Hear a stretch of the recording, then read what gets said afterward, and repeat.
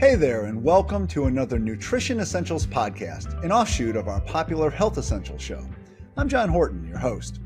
By the time I finish this sentence, statistics say that someone, somewhere in the world, will be told they have Alzheimer's disease. That's a life-changing diagnosis delivered every 6 seconds around the globe. Now, age, genetics, and family history, risk factors we cannot change, are considered the driving forces behind this form of dementia. But that doesn't make us powerless when it comes to limiting cognitive decline. Research suggests that up to 40% of dementia cases may be attributable to 8 modifiable risk factors, with one of those being diet. So today, we're going to take a closer look at how what we eat affects brain health. As always, we have registered dietitian Julia Zumpano with us to talk about the issue from the nutrition aspect. To learn more about Alzheimer's, we brought in an expert from Cleveland Clinic's Lou Ruvo Center for Brain Health. Julia, who's our guest? We're joined today by Dr. Kasia Rothenberg, who specializes in geriatric psychology. She's a part of a large team at the Cleveland Clinic working to treat people with neurodegenerative disorders such as Alzheimer's. One piece of that process is diet. I'm looking forward to talking to Dr. Rothenberg about how eating certain foods may increase our chances of staying mentally sharp as we get older. Oh, it should be a fascinating discussion, Julia. So let's get started.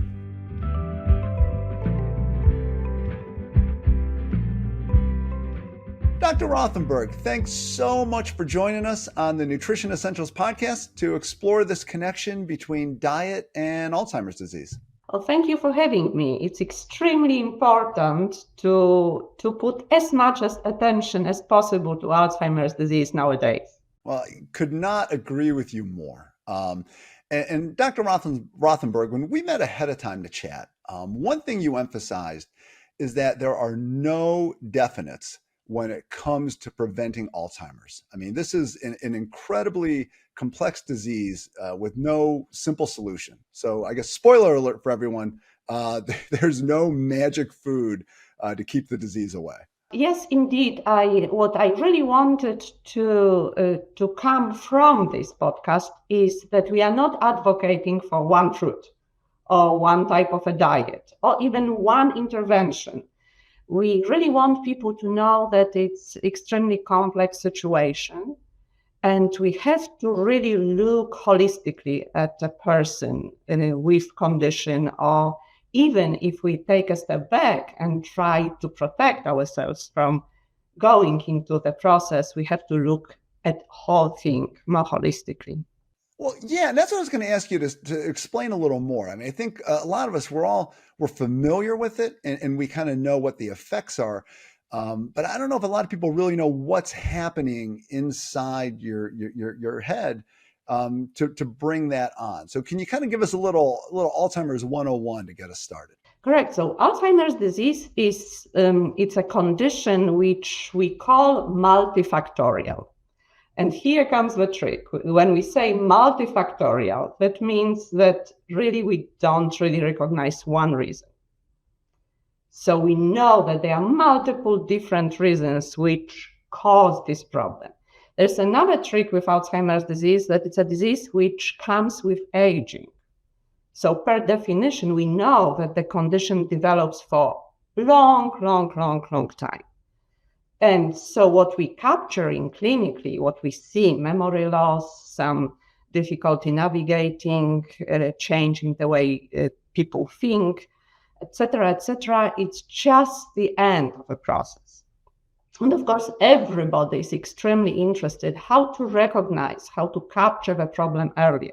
And we know that really to capture problem earlier, we will have to go back like 20, 30 years. So that's why the difficulty. We don't know when the process starts. We know that there are multiple different things which put people on the trajectory. So that's why it's extremely hard to say, well, how to stop it, how to prevent it. Well, and then I know genetics and family history is a huge part of it too, correct? Yeah, there's definitely genetic component. Some people are prone for Alzheimer's disease. We always ask about family history. So we know that the condition runs in families, but it's not a per se genetic condition. So once again, we can't point to one gene which is responsible for the process. Now, we know as well that we may have those genes which prone us for a process, but concomitantly, we may have some protective genes. So once again, another piece of a puzzle. When we talk about Alzheimer's disease, of course, people learn about this condition from media.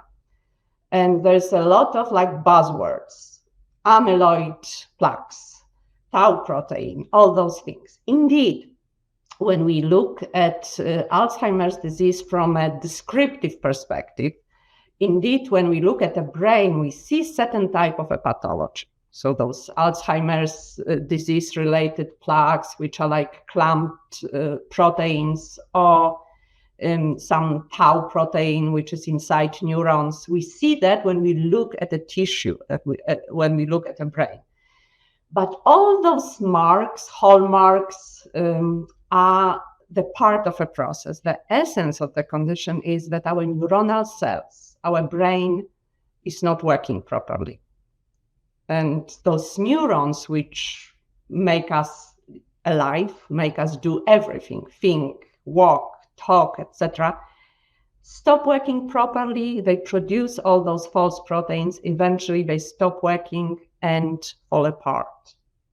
So when in the end of a process or somewhere when on the trajectory, when the process is extremely advanced, we look at the brain and we see atrophy, we see shrinkage. So all these factors that we've talked about so far, age, genetics, family history, as we said, are all things we can't change, which is kind of a bummer. But as I was reading up on this ahead of time, I saw that there are a lot of modifiable risk factors that research seems to show can have a pretty big impact on whether or not Alzheimer's advances very far. Is this something that you've seen a lot of? Yes, absolutely. Absolutely. The moment, like when we learn about what Alzheimer's disease, like superficially is all about, obviously all the attention went how to like remove those proteins, how to stop those proteins from forming, how to modify those signs and symptoms. But now we know a little bit more about the fact that we have to intervene early. We have to help people build up the base. We have to help people build up the resilience to certain conditions. And once Alzheimer's disease is one of them. And that is why we're here today, to talk about building up that base and looking at that very specific modifiable risk factor, which is diet. So from everything that I read, it sounds like the choices we make at the grocery store and at our kitchen table can have a pretty big impact on brain health and cognitive function. Oh, absolutely. So I'm very happy that I have dietitian here with us. Hi. Hi, Julia. It's extremely important to look at the diet. And this is kind of surprising that only now we start really paying attention to that. Given the fact that we are what we eat, correct? We eat every single day. We need to eat to build our body, to build our mind. This is kind of embedded in everything. We have to build ourselves from what we eat. Absolutely. And I think that, as you mentioned, we need to start early and making these healthy food choices as early as possible, or really end in positive outcomes long term. As you mentioned, this doesn't happen overnight. You see progression over time. So, we just need to feed our bodies and our minds these foods that we know that are going to be nourishing to them. Unfortunately, the standard American diet, and now it's expanded throughout the world, we're consuming way too many processed foods, chemicals and dyes and artificial sweeteners and things that we know wreak havoc on our whole body, including our mind. And it does not promote positive, cell growth, and can degenerate, function of your brain and as well as other organs in your body. So it's very important that we start as early as possible and, make changes to really help support our health. And we've heard about all the different kinds of diets that could be helpful, But in the end, it's really just following more of a whole foods based diet, clean based diet, with minimizing all of these added ingredients and unnecessary preservatives that can be avoided. I love that, and let me take a step back and offer some of my private look at the diet. It will explain immediately why I am paying attention to food right now, even though I am trained as a pharmacologist. I am a physician. I am a person who is intervening with medication, this and that. So this concept of healing or helping people with a diet, it's not really my piece of pie. And being an Eastern European, I grew up in the culture where we have a good approach to food, not necessarily about the quantity and quality of food, but how we eat. And this is what I noticed being even more important than the specifics about content of our diet. Our approach to feeding, the philosophy of, feeding ourselves, approach to food, all the culture around food. For example, what's shocking to me is that people do not eat at the table. They do not eat sitting down. They don't concentrate on eating. We inhale tons of fast foods, of calories, of something which is really not really healthy on the go. And this is probably where we should start, like how we approach food. What does it mean?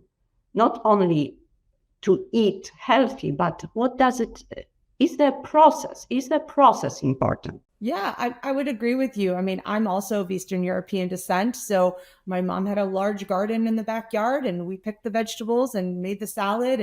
And most of the food is made from scratch and purchased fresh within the last couple of days. And it's just, it was a family event. Everybody participated in preparing the meal and we all sat together at a table, as you mentioned.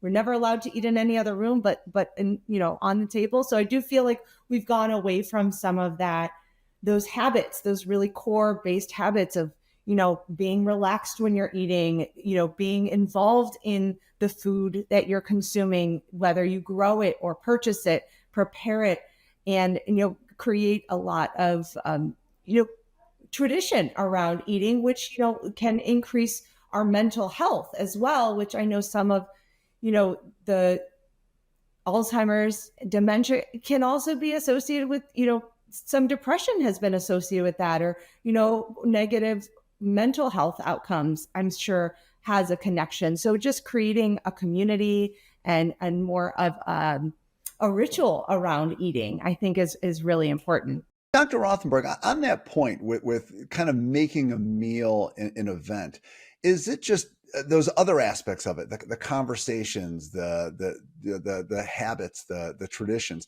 does that also help cognitively, just to keep all those neurons firing?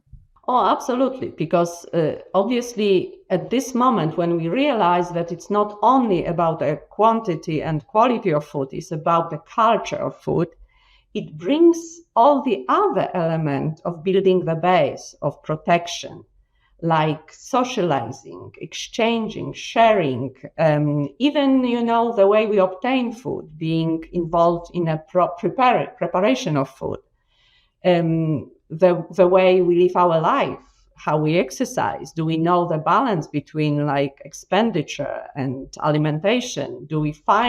Is it easy for us to find this balance between how much food we need? Well, the way we portion our food. When we eat at a dinner table with others, obviously we share, we portion, we know what we put on our plate. To begin with, we have a plate. We don't eat from the box or from the bag. We mix different types of food, correct? We are adding vegetable, we are sharing mashed potatoes, we are reaching for something else on the table. Absolutely. Here comes to my mind, everybody knows nowadays, it had been everywhere on media, the whole concept of blue zones. now we recognize that there are those parts like cities or towns or villages in the world where people live for long time relatively healthy. One of those spots is in Loma Linda, California. And now it's not far from, let's say, Silicon Valley, but people in Silicon Valley, they don't live healthy to be 90, almost 100. But somehow people in Loma Linda, they do. The same in Sardinia, in Greece, in Okinawa, Japan. When I was like watching those scientific articles and reporting about those blue zones, and what is really common between all those places is how people eat.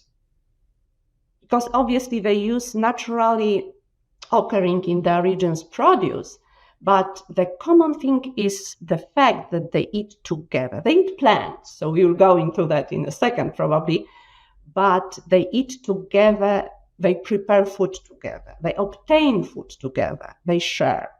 It's at the dinner table. This way it's extremely nourishing, not only for the body, but for the mind as well. That is such a wonderful way to put that. And something, I to be honest, I didn't even see our conversation going that way, but it's such a great concept to build this whole meal experience into your health, and that it helps your mind to nourish your mind as you're preparing the food and putting everything together. It makes a lot of sense. You're going to get a lot more out of making this whole meal than unwrapping a burger at the table. Absolutely. I also agree that it's something you're sharing with others, right? So that's another main theme, is that you're sharing it with your family or the community. And that's priceless. It's really important to have that, connection, whether you just do it once a day or up to 3 times a day, because we're eating every day, and it's, everything we do is better done when it's done with someone else. So it definitely brings more joy and happiness and community. And it's been shown that people tend to eat less when they eat with others. They tend to eat slower. They tend to make better food choices. So those also can help just in overall, nutrition, whether you're trying to prevent Alzheimer's or you're just trying to stay as healthy as possible. It really puts the whole concept, the whole philosophy of food and nutrition in the right place. We eat because we need to eat for our own good, for our survival. We don't eat because we are stressed out. We don't eat because we are lonely. We don't eat because, we have nothing else to do.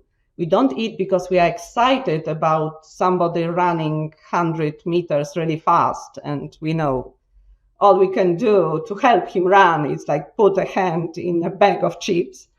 All those things. Since you brought up diets and especially the Mediterranean region, that seems like a perfect segue to get into some of these eating plans that are kind of touted as maybe being able to help limit Alzheimer's. And obviously, one of the big ones is the Mediterranean diet. We also have the DASH diet, the MIND diet, and the Keto diet.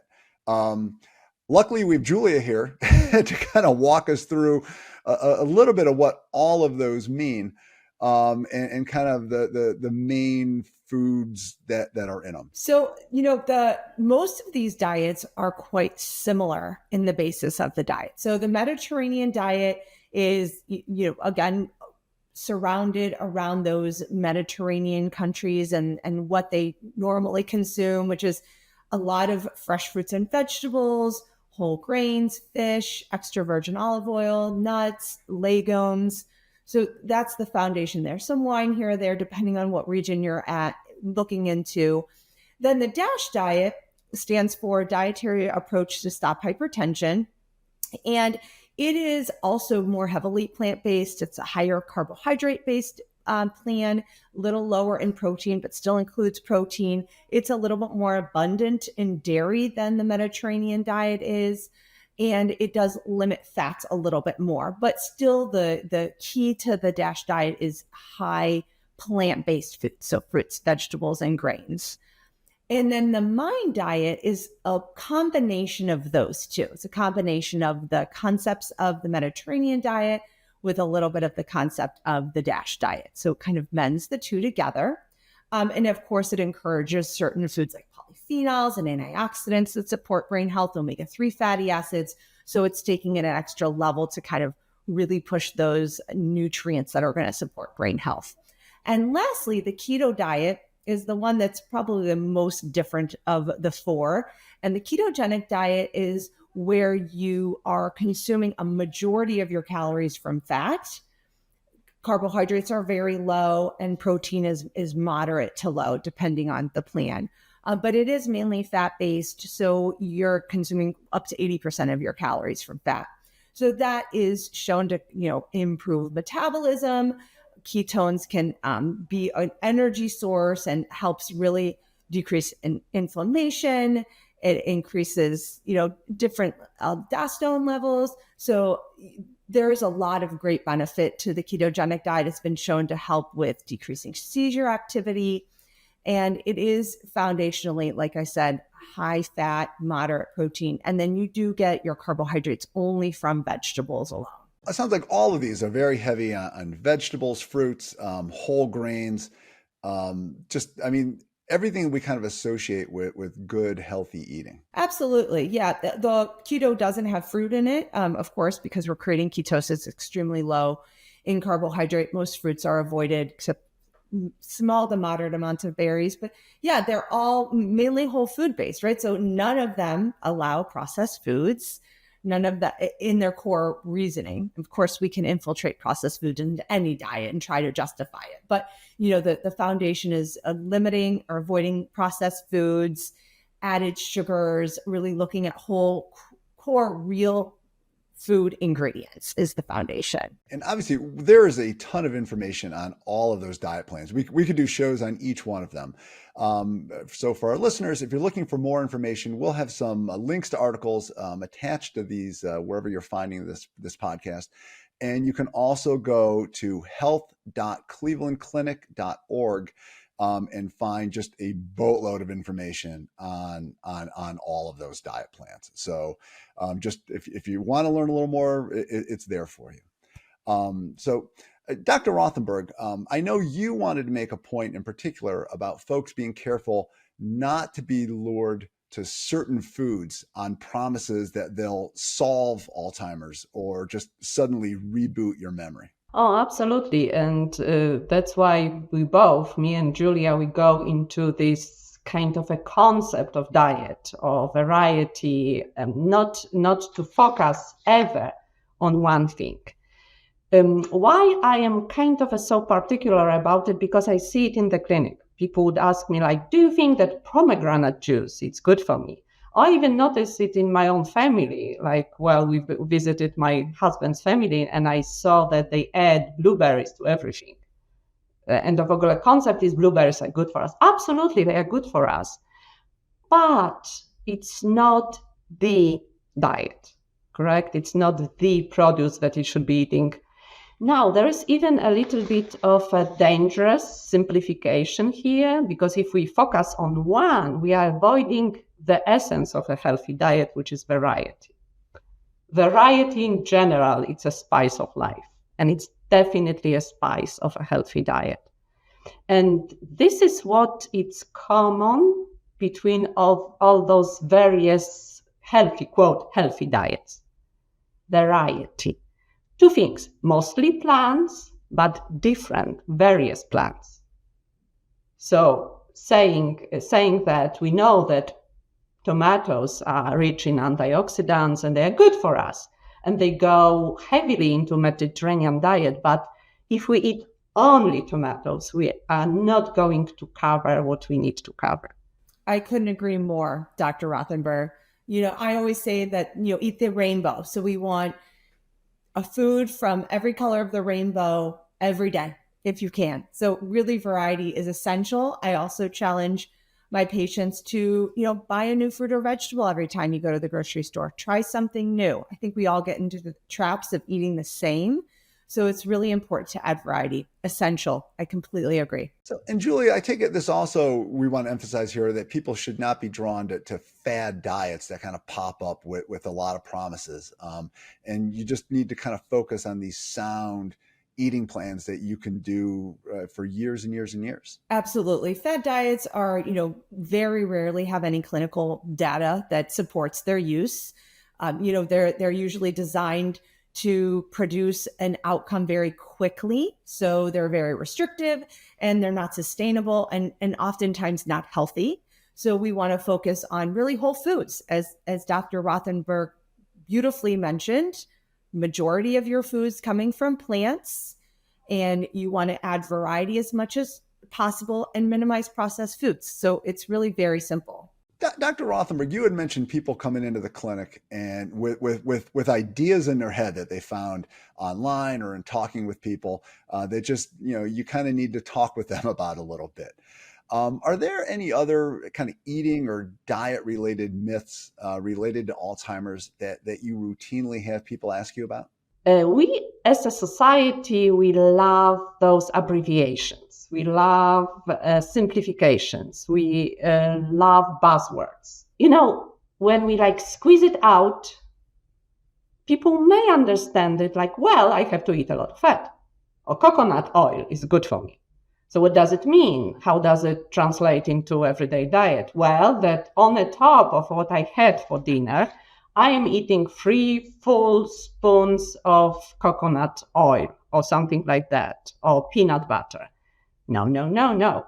The oils, essential oils embedded in a diet or coming with certain food, this is the essence of what is good for us. We have to be careful how we implement what we hear on the news. I couldn't agree more. I think most of my job as a dietitian is debunking myths that are out there in the media all the time, every day.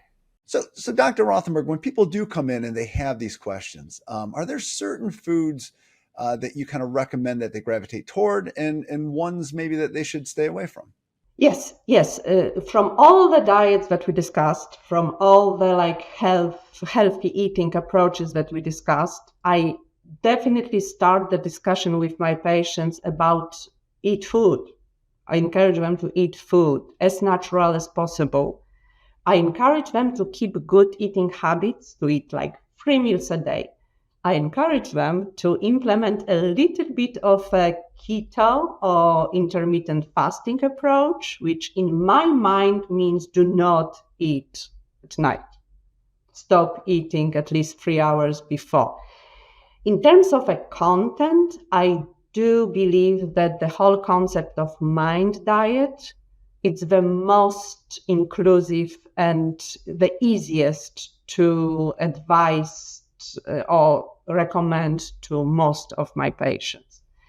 And how so? Because even when we look at abbreviation mind, it's not about human mind. It happens to sound like a human mind, but in fact, it was a Mediterranean intervention into neurodegenerative delay. This is the extension of abbreviation, Mediterranean intervention to neurodegenerative delay. And in fact, mind diet grew out of DASH diet. So there's not huge difference here. I want to touch on something that you brought up there too, which was skipping meals. And I know one of the things that's big with brain health and maybe the development of Alzheimer's is being malnourished. It seems like almost as much as the flip side of being overweight. So it seems like you really need to find a healthy balance where you're routinely nourishing your body and feeding your body and not going too far to either side. Oh, absolutely. Well, you opened Pandora box, because at this moment we will have to really give a full picture, bring all the other interventions like exercise, expenditure, mental activities, etc., etc. But yes, we know from scientific data that both extreme malnourishment and overnourishment are a risk factor for many neurodegenerative conditions. But let's start with basics. First of all, we have to provide our body with essentials. And first on my list, in terms of, advising relatively geriatric population, people older, is good essential amino acids, protein. Many people who do not eat regularly, who lost the capacity or capability of preparing their own meals, they may be malnourished in terms of proteins. Slight digression, vegetarian diet may be very hard to implement when people do not cook for themselves or don't know enough about produce. So amino acids, protein, it's the essence. We have to provide our body with building blocks. And it's not that easy. It's not that easy. We have to think about it. So eliminating meat may be tricky here. Eliminating dairy may be tricky here. So this is first thing. Sometimes we have to eliminate certain things. There are conditions, neurologic conditions included, which call for some form of elimination. The first on the list being migraine headaches. We know that certain foods feed into headaches, like biogenic amines. So there are like some elimination diets that we use on daily basis in neurology, in psychiatry. There is even the whole concept of diet which would help recovery from depression. And it's a combination of elimination, paying more attention to specific nutrients.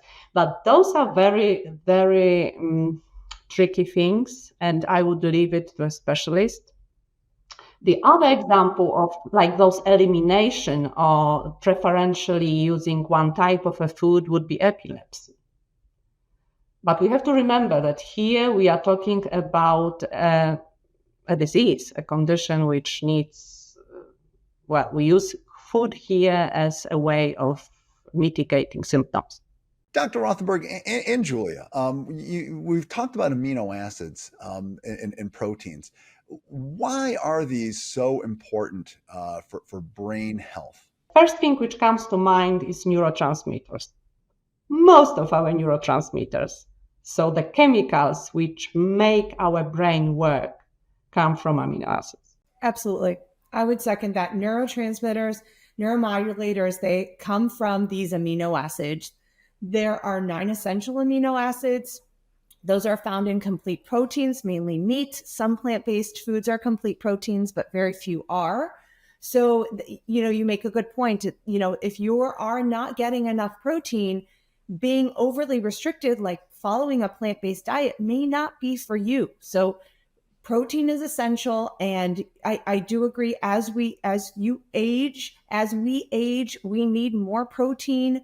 Our muscle mass decreases just naturally. So we need to make an effort to focus on protein. That is the primary goal. That is what I teach all my patients to focus on is, are you getting enough protein?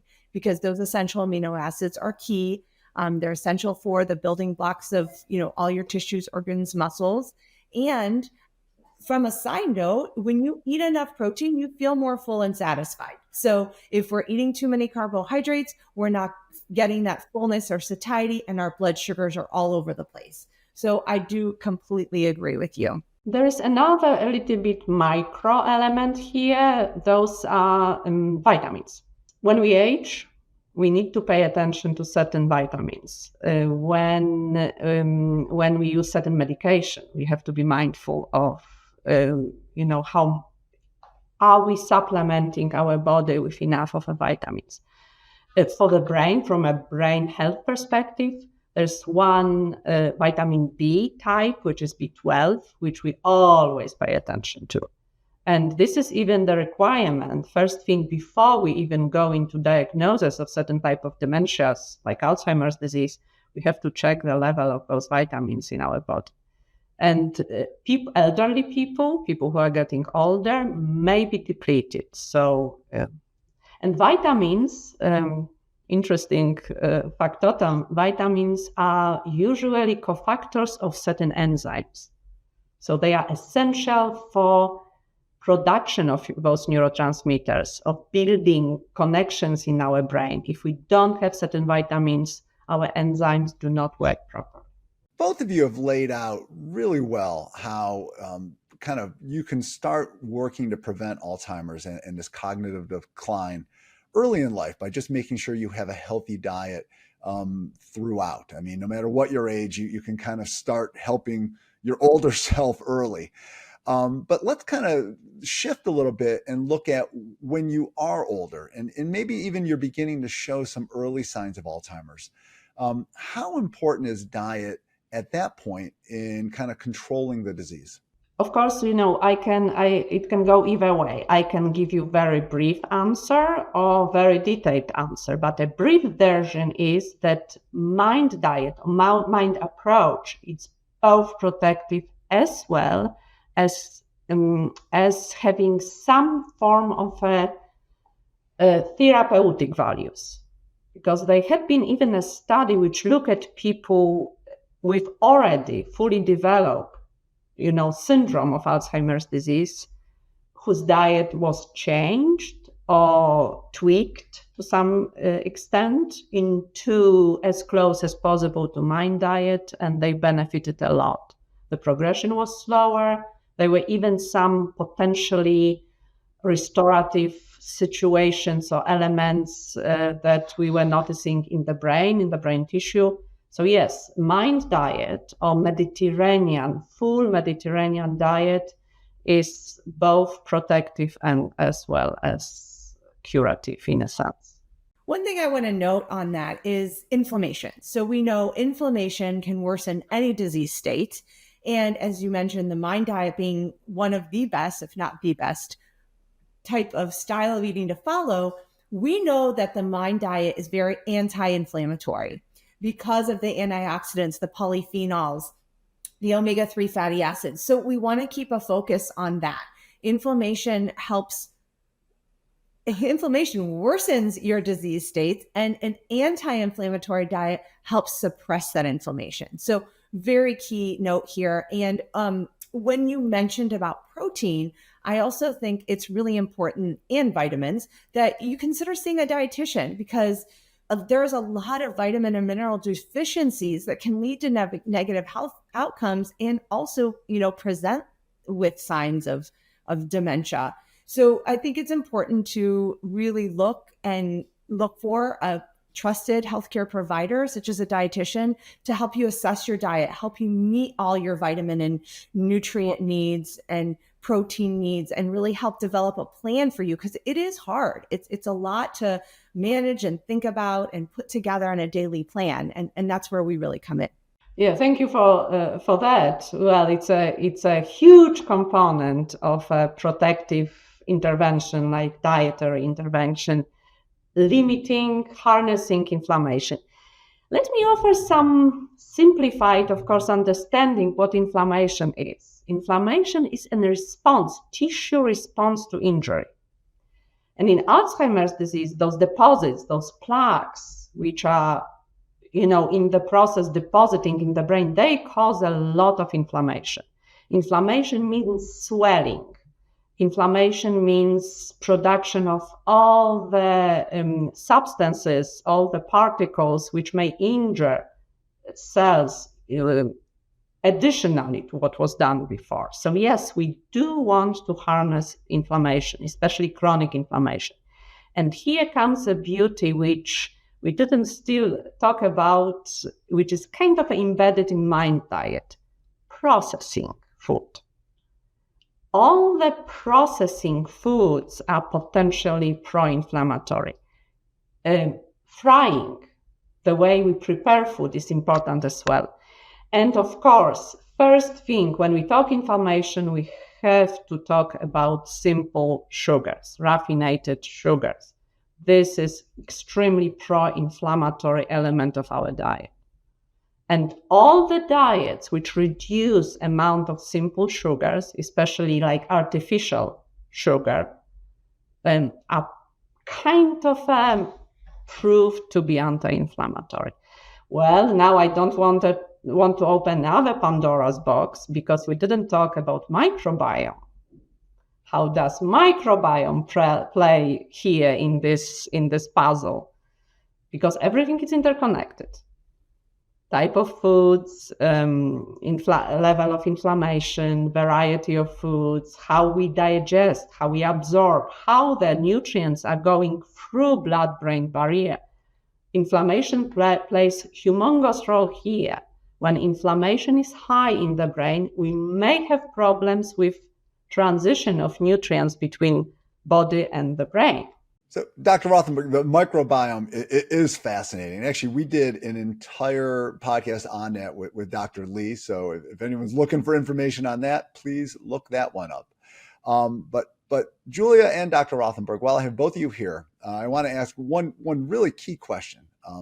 If someone is concerned about Alzheimer's risk, what is one thing they can do to improve their odds through diet? We didn't talk a lot about, how much we should eat, how to balance our caloric intake. We have a science behind eating a little bit less than we think, which may be potentially neuroprotective. So yes, eat food, not too much, mostly plants. I would build this last phrase into eat a lot of various plants. That's a great point.